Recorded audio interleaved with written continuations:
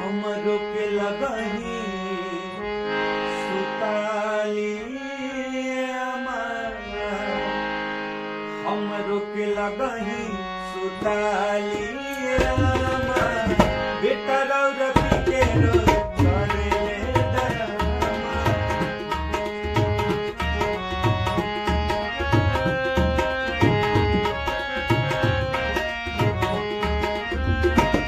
हमरो के लगही सुताली बेटा रौर पी के रोज करेले डरमा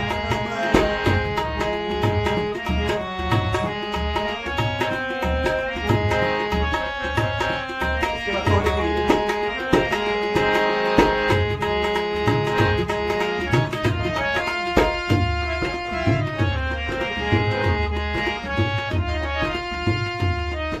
ये राजा कहियो माहुर खाके मर जाई पियल ना छोड़बा त कुछौ कर जाई ये राजा कहियो माहुर खाके मर जाई पियल ना छोड़बा त कुछौ कर जाई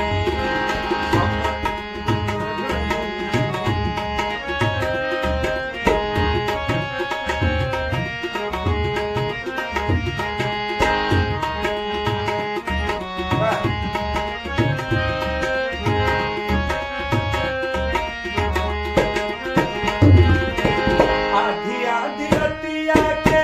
भट्टी पर से आवेले बीबी के केवारी हमारा के जगावे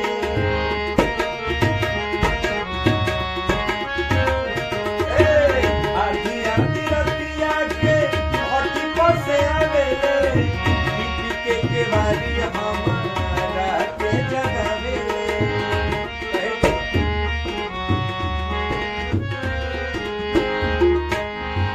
मारे खाती दौड़ से के बसवा के खाना मारे खाती दौड़ से के बसवा के खाना बेटा रौरा पी के रोज मामा लगही सुताली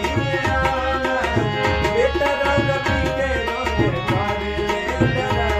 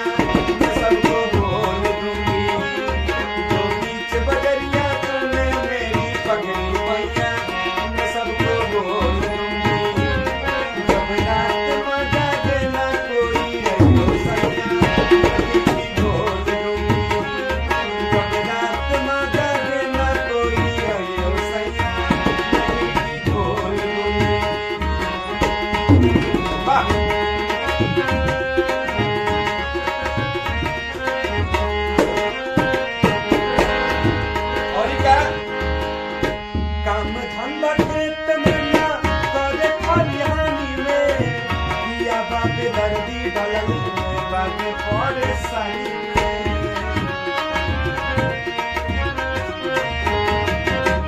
काम धंधा खेत में ना करे खलिहानी में,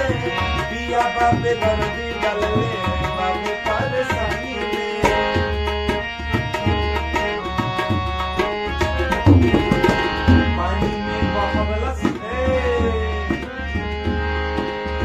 पानी में बहवलस जवन बैंक में रहे जमा, बेटा रौदा पीके रोज मरे जमा। हमारी दिला कहीं सुनाई रामा, बेटा रौदा पीके रोज मरे जमा। बेटा रौदा पीके रोज मरे